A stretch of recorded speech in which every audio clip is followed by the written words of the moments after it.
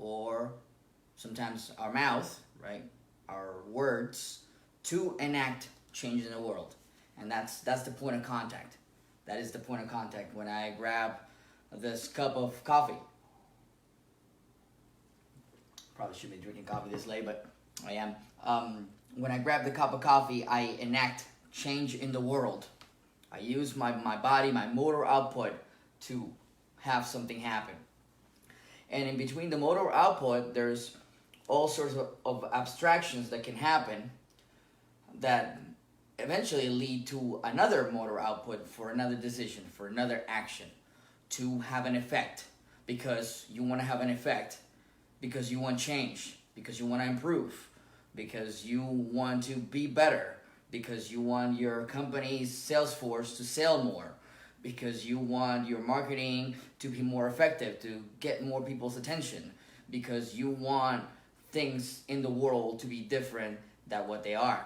Now, it is a dangerous, there's a slippery slope there, because there might be a point where there may be things that you cannot do, even though you think you can. And this is something that's could be controversial, could be something that I think we've all heard something like, you can do anything you put your mind to. But if you just think about that for a little bit, and kind of think of different examples, and here's a way that you do this. So, and I've mentioned this before, but thinking is rare. And the reason that thinking is rare is because thinking does not equal generation of ideas, okay? Generation of ideas is one thing.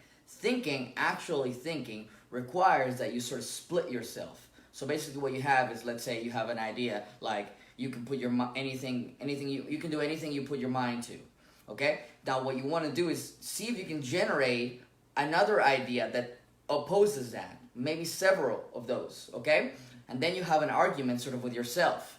This is why thinking is rare. Most people cannot do this, and even the people who can do it are not very good at it, because it's very difficult. And so this is why we need other people. This is what we need teachers. This is what we need colleagues to bounce ideas off of. And then even saying them out loud, sometimes we're like, oh, well, that's not the same way that it was in my head. So anyway, so what happens is that you're trying to come up with something that will create a change, create something, okay? And so when we talk about, well, you can do anything you put your mind to, well, if you're quadriplegic, you're not going to be a ballet dancer, right? That's just the way it's going to be. Now, it does not mean that you can't be creative, and let's say that you really, really love ballet, but you're quadriplegic. Does that mean that, you know, your hopes are lost? If you just get a little creative, you know, I think a quadriplegic person could own a ballet company and be even more influential in ballet as a whole, just an example, than maybe just a dancer would. Okay, so you gotta be a little more flexible. Okay, now one of the ways in which you are flexible is by establishing goals and tactics and seeing how those interact. So here's the problem most of the time. So most of the time people think strategy first. What do I mean by that? Well, they think, where do I want to get to?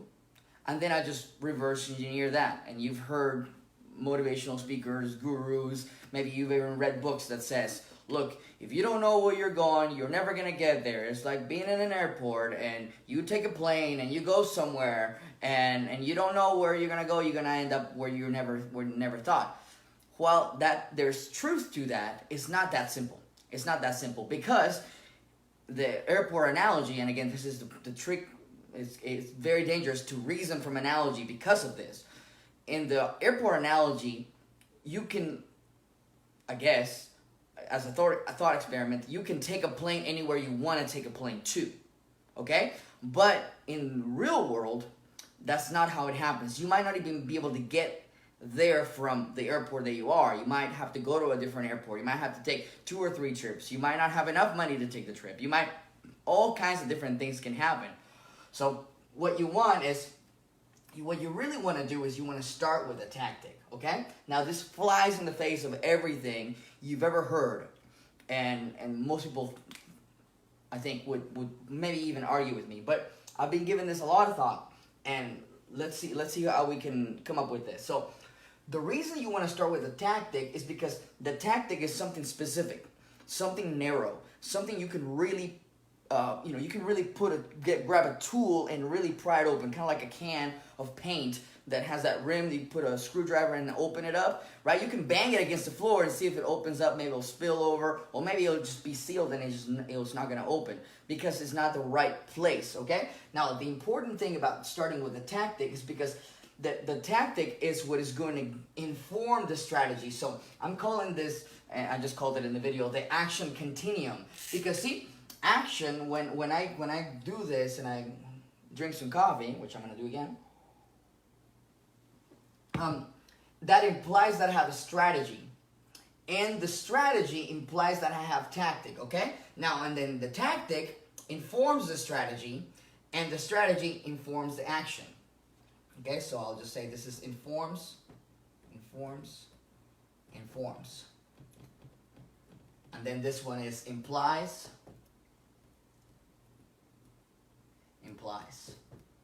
Okay, so let me give you an example. So to take it out of the hypothetical, the tactic is, let's say, see, so if your strategy, if you think strategy first, you say, I want to make $1 million a year.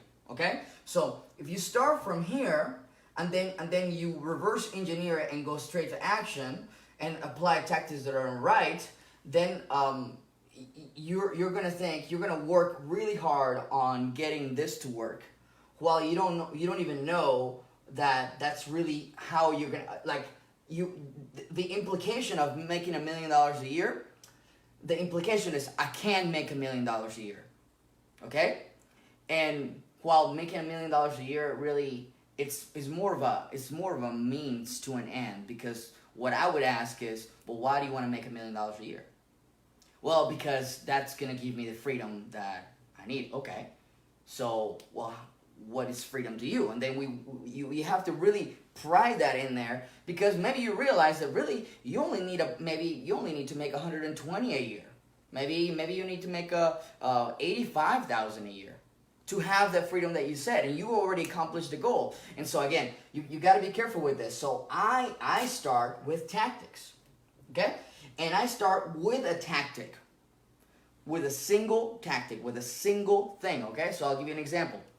So one of the most awesome strategic minds in the world was Napoleon, okay? And I have a book on strategy. I think it's over here. Here, I'll dig it out so you guys can see it. So this is Strategy by Lawrence Freedman. It's kind of a big book, but it's basically a historical survey on strategy, and it has a big section on Napoleon actually here. It's pretty interesting. So one of the things that a lot of people don't know is that a lot of strategy sometimes starts from sort of the top down. So like you become CEO, and so now you are the strategy guy and you're going to go in there. But the problem is that a lot of these CEOs are not going to have a good hold on strategy because they're thinking about it from the top down.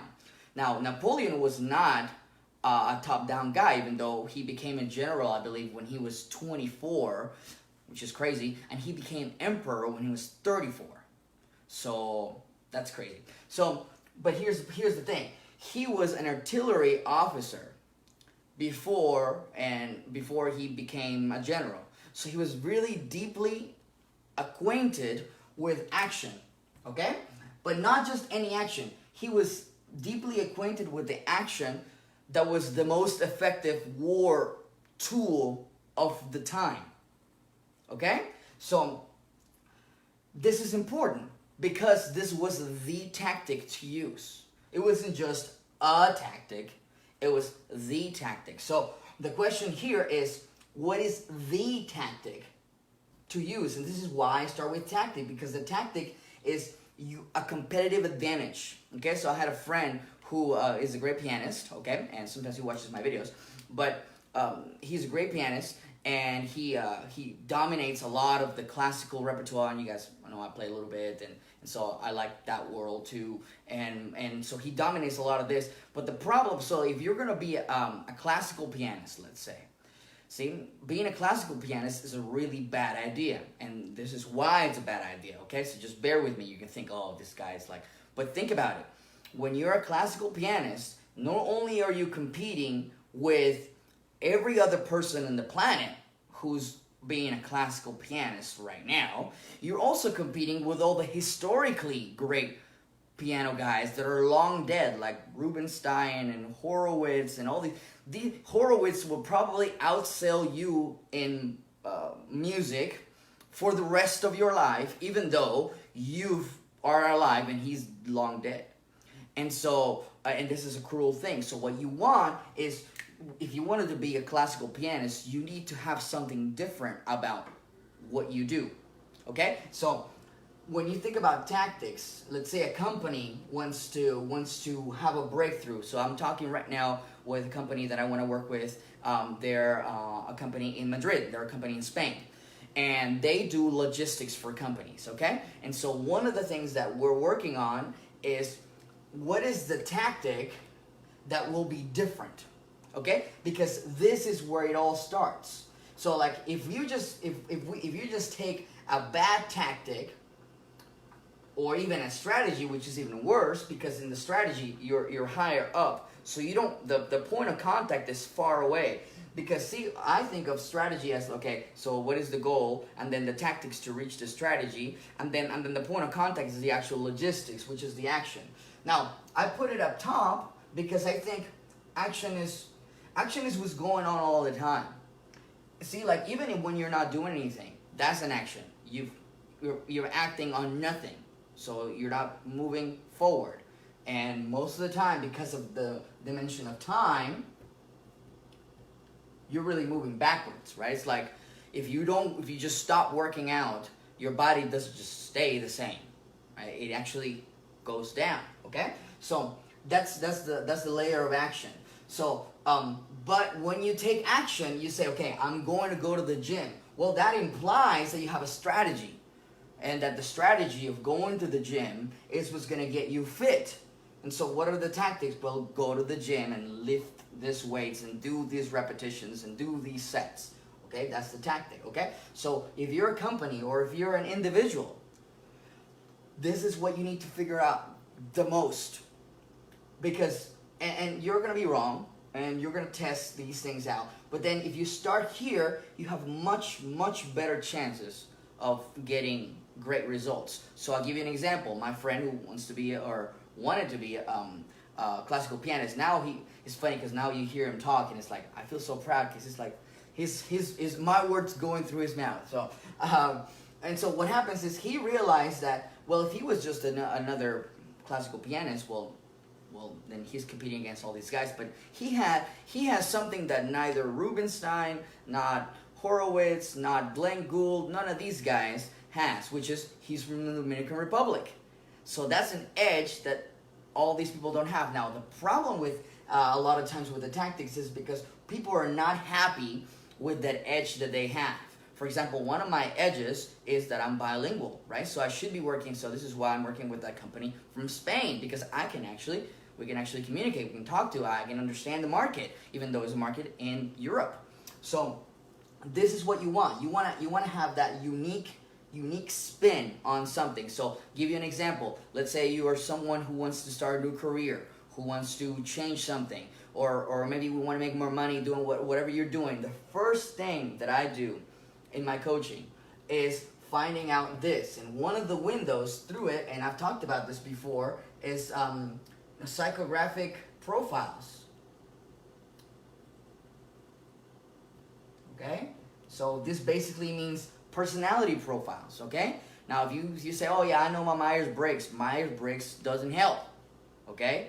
And I tell you why Myers-Briggs doesn't help. Well, although Myers-Briggs sells more than any other personality profile out there, Myers-Briggs is mostly made so that companies can buy it in bulk, and then everybody can feel good about whatever they do, okay? One of the biggest breakthroughs in your life, you gotta understand what you're not good at.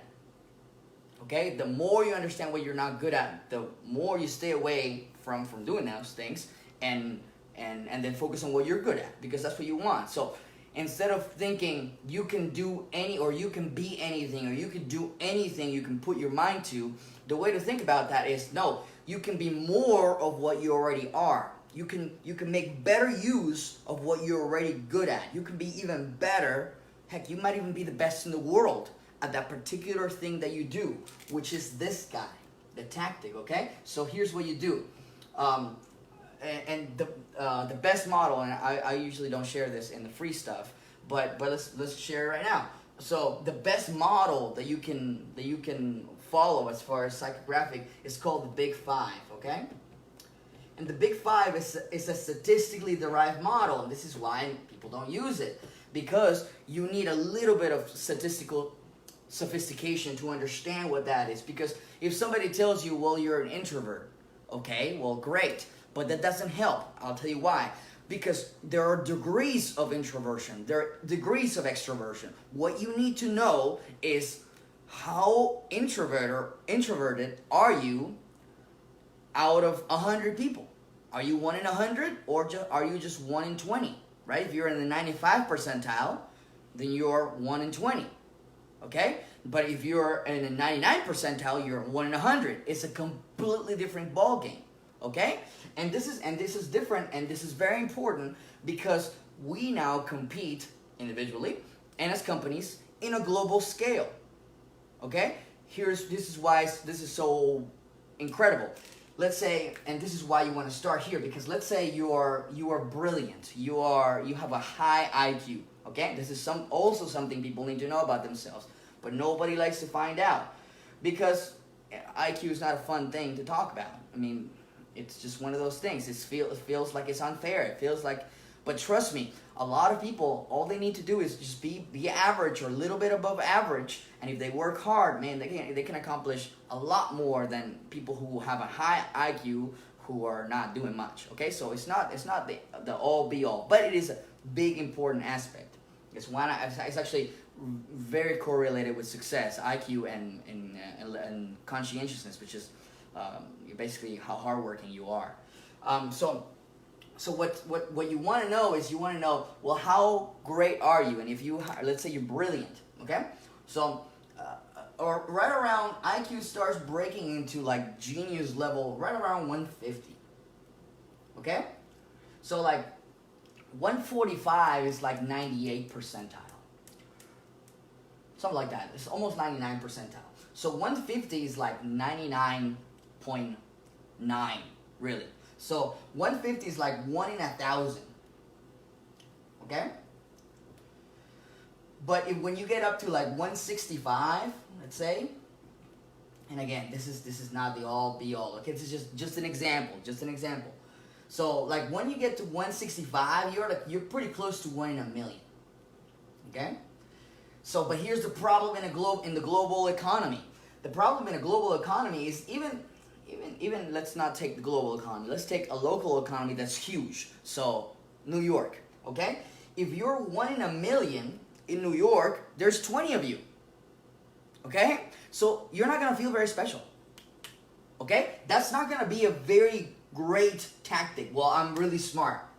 Well, so what? There are a bunch of smart guys, right? If you go to Harvard or one of these places, you're gonna come up with, you're gonna find people like that, just about everywhere. You're gonna have, people don't make it to schools like that. Well, there are other considerations, but in very, very high order programs, not just Harvard, but even schools that are select for maybe the field that they are, you're gonna find people that are at least 135, 140. So if your tactic is I am smart,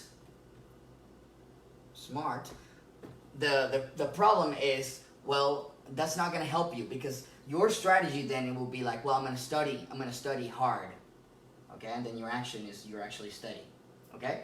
So, well, all these guys are doing the same thing you're doing. So now you have 20 guys, let's say, in the case that you're 1 in a million, and this is going to be rare, that, well, you're in the cell. I have a lot of friends who are musicians, great musicians. Many of them are really world class. I mean, really. And so they are touring, and they find themselves in places like New York. And it's very interesting because they find out that there are a bunch of other guys that are just as great as they are. So the problem here is that that's not the right tactic. Is you don't just want to be a great musician, okay? You want to do something else. So I'll give you an example. Yuja Wang, okay? Yuja Wang is a classical pianist, but she also happens to be an incredibly attractive Asian woman, and she dresses in this spectacular, provocative dresses with like super high heels, and I mean she looks unreal, and she plays unreal, right? And so a lot of people say, well, it's just a show and all this stuff, which it is, because see, that's the tactic that she's using, right? I am an attractive Asian woman with big heels who plays the piano like you wouldn't believe, okay? And then she just follows that strategy, and she does concerts like that, right? That's her action. And so that's a good tactic because she found that angle, that competitiveness, that edge, okay? Now, here's the thing about tactics. If somebody else, let's say, and I have friends that are also female and also great musician and also very attractive. Now, if they're going to be a pianist, well, they're already going to have somebody else, right? They're going to have a competition because people already associate that kind of thing. So, and again, I'm not going to go into the politically correct debate on whether she should be doing this or is she objectifying herself. I'm not going to delve into that.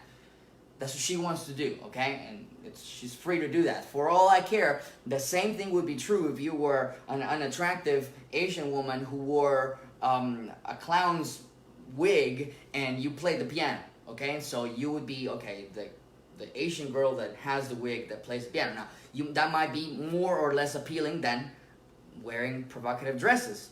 But you see what I'm saying? You start with a tactic. So you start with, you got to know your personality, okay? You got to know what really makes you tick, how you really learn, okay? So like I was talking to somebody one time, and I was talking about, okay, well, I was reading this and that, and he says, well, do you actually read the books or do you not read the books, okay? And I made a video about reading books a while back, which didn't really upload correctly, so it was taken down. But anyways, and so I should re-record it because I was going through some of these, and this is what I mentioned in that video.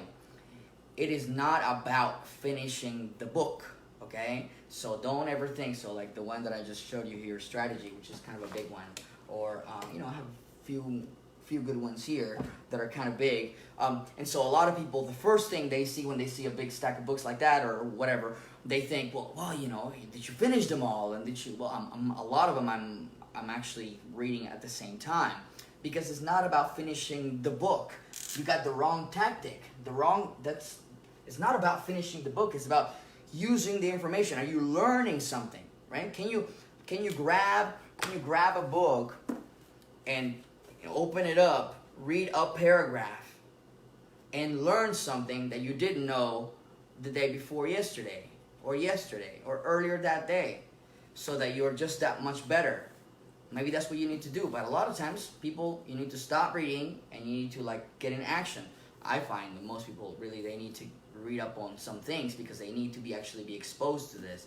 And it will take some time. It will take some time for them, because to really read something, to really understand something, it means you sort of let it sort of hit you and sort of change you a little bit. And there's only a certain speed by which people can change. And it might be hard for some people. You might have to do a lot of different improvements. You might read some stuff and you might go, wow, this is my view of the world is been changing. And so now you think, well, now I have to become a different person, and my goals, and they just get all disorganized. You don't want to do that. And that's one of the reasons that people don't do these kinds of things, because it's scary. Yeah, it is scary. So you want to start with a tactic. So now that you have something that's unique about you, that's different, something that that gives you an edge, or at least that you think is going to give you an edge, okay? Now you start that, then you do a strategy around that. So for example, one of my edges is precisely reading. I've been doing it for a while. I can go through a lot of material. I can filter out. I can grab pieces here and there. I can read at the same time and not get all flustered and confused. And I'm not very high in orderliness dimension and personality, which I know about myself, right? So that means that I can kind of come and go and not feel like, see, look, there are people who are so orderly that they will never grab another piece of book or another material before they finish what they are already doing. Okay? Now you know that about yourself, then the right strategy is not for you to start reading. For me, the right strategy, because it's a good thing that I have, then I can go, okay, how can I structure this so I have time? I have a lot of, and so one of the things that I do in my daily life is I have a lot of discretionary time to read, for example. I have a lot of discretionary time to travel and go to a conference and learn something, because I know I can grab that piece of information and I can start applying it, right? And so I know that's a strategy, so it's a good tactic that I have, so I use that as my strategy. And then I just take action, okay? Well, you know, so when people ask me, how much do you read? I've been reading every day for years now, okay? And at first it wasn't like on purpose. Like I wasn't really trying to do it. It was kind of normal to me. I picked some stuff up. I like learning, so I just did it. And then when I realized, I started learning about myself, so it became a good tactic. Then it became my strategy to see, well, how much can I learn? Maybe I can learn a whole lot.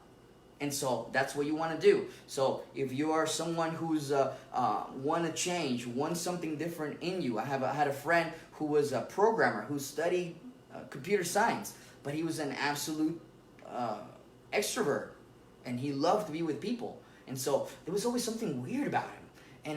Because I didn't understand a lot of this. I didn't understand a lot of this about myself. This is because of work that I've basically done on myself.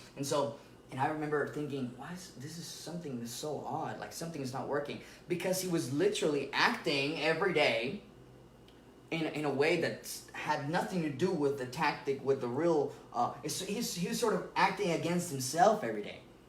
And it was so odd. And so I always thought, man, this guy, and so when it's finally clicked, I remember I told him, I said, you need to get out of the office, the cubicle, you need to but it doesn't mean you don't have you can throw away your degree. No, like as a matter of fact, that gives you a huge edge. Let's say let's work it you and I. So if you're a programmer and you know about computers, you know about programming, you know about languages, you know about systems, you know about that stuff, and you're an extrovert, so you're not the guy that wants to sit down and computer program all day, but you understand all that. You could be a great salesperson for a software company or for some kind of program service or some kind of system service that companies would want to get to know you. And so you go from company to company. You're going to talk to these programmers because you're good at talking to them, and you understand because you're actually an engineer yourself. And so that gives you an edge, because how many people do you think that are in programming are introverted? Lots. Now, how many of people who know about programming are extroverted and maybe disorderly and do other things? Maybe less. So that gives you a little bit of an edge. Then you go, okay, my strategy is gonna be, I'm gonna get a job at I think my friend got a job at a cybersecurity company. Okay, and now he's doing really good. He lives in Boston. So I'm telling you, like, all this stuff is like. And so I started helping, first helping myself with this, and then I started helping other people. And then I was just like, oh wow, they're doing really good. And so I realized, okay, so what is it that we're doing? And so I'm very strategic, and this is I like to see the big picture. But the big picture can be so big, can be so broad, that you can literally spend your whole life, let's say you divide your big strategic idea into squares, right? But you literally will have too many squares to fill, and you run out of years to find a tactic, as opposed to starting from the bottom up. Okay, what is that edge? How can I find that one thing that's gonna so think about where you're from, and think about if you can use that in your favor. Maybe you're bilingual. Okay, so, but here's the problem. I remember hearing this from people. They would say, well, Gabe, you're bilingual, and like you can actually really speak English, and you can actually really speak Spanish, and actually read and write and do these kinds of things. And so I thought, okay, bilingual was my tactic, okay? And then you go out and then you see, well, how many bilingual people are there? Well, lots of people. But what if you combined bilingual plus something else? Maybe you can combine bilingual plus maybe you're extroverted, plus maybe you're attractive, plus you have an interest in or expertise in a particular area. Now starts those circles, that Venn diagram, right, starts to overlap and create something that's unique, that's uniquely you. Okay? And this is very important, especially like if you're 20 something, if you're 30 something, you're pretty much there. So like if you're a teenager or really young, like let's say you're 10, the part that you call you, especially if you grew up in the same place as your peers, maybe even the same neighborhood, maybe you went to the same school, you're basically the same person. You're basically the same kid, okay? So what you want, and I'm not saying, like, it's an oversimplification, okay? Obviously, we have things that are different, but they're not that different at that age. It is only through your experiences, through the different things that you do, that by the time you're 20, certainly by the time you're 30, literally, there's nobody you can compare yourself to. Like, literally, nobody. I mean, your specific circumstances are not being lived by anybody else but you. So, you have a whole lot of uniqueness down here. Okay? So what you want is you want to find out what that is. Now, here's the problem. The reason that most people don't find this out is because their particular circumstances are ordinary. Okay? I want to clean this up a little bit. Are ordinary to them. Okay? And this is actually a big obstacle. And this is actually one of the reasons, not to be self-serving, but one of the reasons I always tell people, get a coach, get a mentor, get somebody to work this out with you, because you need to start playing it back and forth, because they'll see things in you that they will think that you know about yourself. And so here's another clue. When people tell you like stuff like, man, you're in the wrong job, always ask, because it's like, wow, what? So like, let's say you wrote something, or maybe you drew something, or maybe you explained something, or maybe you put a project together, and you never do that in your job. You do something completely different. And somebody looks at it and they go, wow, you did that? And they say stuff like, you're in the wrong job, or, did you used to do that? Or did you take lessons or stuff like that? And you're like, no, right? Those are big clues, man. Those are big clues, because people are seeing you from the outside and they're like, oh wow, that's awesome. Like, they're basically comparing themselves to you, and they go, wow, I didn't know you could do that. And so those kinds of things. The problem with a system, with any system, let's say a school system, is that in the school system you have these little boxes that you're putting people in, and you need to, because you got to be efficient. You can't be one. But here's the thing: you are responsible for what you do. Don't follow anybody else's stuff blindly. Certainly follow their stuff when you analyze and you go, man, for example, people ask me, well, Gabe, how do you choose what you read? Well, now that's a good question. That's a good question, because I think it's a superpower that I have of really picking out these things. And also, I chose people, and for example, my mentor is a big filter for me, okay? Because basically, I picked someone who was older than me, and in a place where I want to be, and had done a lot of the things that I wanted to do.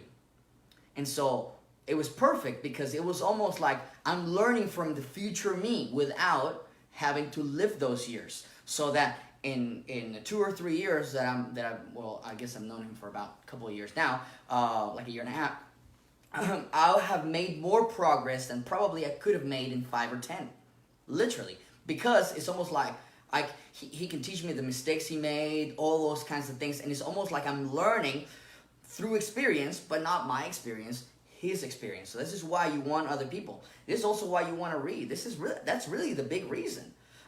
Seneca, the philosopher Seneca, Stoic philosopher, Roman philosopher, he said that when we read, we annex other people's lifetimes to ours. That's really the reason. You might even read stuff that you disagree with, and That's also something that you develop. You develop sort of an inner critic. I don't agree with all these guys that I read. Definitely not. Most of the time, there are books actually that I think, wow, this book is completely wrong. But I learned this and this and this about it, which is interesting. It's an interesting process. You develop this habit of mind. That's what education really should be, not acquiring of a degree. So, but going back to the tactics. So in school and in systems like that, they say, okay, I'm going to give you the one tactic, the one thing you're gonna do. Okay, and the one thing is you're gonna get a degree. Okay, and so this degree will set you up because that will get you a job, okay, or an opportunity, okay. Now I'm not bashing this. Like a lot of other people out there are saying, well, this is wrong and you should be an entrepreneur. No, you shouldn't. How do you know that? Do you know that about yourself? Are you creative enough? Are you healthy enough? Do you have the energy? Do you have the financial resources? Like really, like I said, be a realist. You cannot do anything you put your mind to. I don't care who said that. It's not true. It's not true. You can't just I can't go from here to Hawaii right now from where I am. I'm gonna have to find a plane at least. Okay? And maybe I need to stop in San Francisco or in Los Angeles. And maybe that's the only way to get there. And I can't, I'm gonna make, okay. But again, not from where you are. So stop thinking that. Okay, now here's the problem with this tactic. Okay, this is a cookie cutter tactic, which actually can help somewhat, right? You're gonna go one thing, you're gonna go get a degree, and you're gonna go get a job. Now the problem is in lots of places, right? So you start developing the strategy. You say, like, I'm gonna go to school, and then take action. You start attending classes, buying books, and doing your reading and stuff like that. But then you never stop to realize, okay, once I get the degree, is that a different enough tactic that's going to give me an edge? Okay? And you find out, well, 500 people graduated with an MBA. So now you have an MBA, great. That makes you 1 in, let's say, 100 people, or 1 in 50, or 1 in 25. That's not good enough. Okay? Now, if you have an MBA, and perhaps you have other kinds of experiences, perhaps. So for example, I'll tell you the guy that I'm working with, who in Madrid, the company I'm working with. So he came to the US and got an MBA. He has an MBA, right? He went to Boston, got an MBA. So here's what happened. His dad owned this company in Madrid. And so he realized that there was a gap and there was this difficulty in logistics in Spain. So because he got his MBA, he kind of saw these things. So he went back to Spain, and then he's like, well, let me implement this. I think my tactic is not just getting the MBA, but getting the MBA, which allowed me to see the world in a different way. Plus I had these experiences. Now my dad has these connections, and then you put that all together, and then you have an opportunity that not everybody who got an MBA had. Maybe it's not the greatest opportunity, but maybe it's not the worst. Maybe it's a different kind of opportunity. So the tactic wasn't get a degree. The tactic was, I'm going to create this different spin. Now, here's the problem. You may not know, this is why I always start with the self, because the self is one of the things that don't change, or doesn't change too much. Okay? Now, so like, and I think I recorded this in a different video. So like, if Steve Ballmer were to say, okay, I'm going to have my tactic is I'm going to go to Harvard and I'm going to meet a nerdy guy with glasses who's going to start a company, and then he's going to make me CEO and I'm going to be a billionaire. Okay? Now, if you would have written that down, and I would be very surprised, right? In a goal, goal number 1, go to Harvard. Goal number 2, meet a nerdy guy. Like that, it just worked out that way, okay? So, and this is the way it happens so many times. So the MBA is just one of the things that you do, but it's not the thing that created. The thing that created this company is the opportunity, is that he found himself in a position to learn, to see things, and because of his dad, that there was a gap in the market. There was something he could stick himself in. And then the MBA just helped because, he was educated in business, and so he could do these kinds of things, right? And he's obviously a smart guy because he's choosing me to work with him. So anyway, so that's what you want. You want to start with, you want to try to get a tactic that is unique to you. It might not be completely unique, but if you're become 1 in 1,000, then that starts to be consequential. Again, because of the globalized economy. See, before you only needed to be about 1 in 100, because if you were 1 in 100, you had a cool job in the town. People will respect you because you were the coolest guy in the town. Maybe you could draw better than anybody in town, but now you're competing with the whole world. So you need to create an overlapping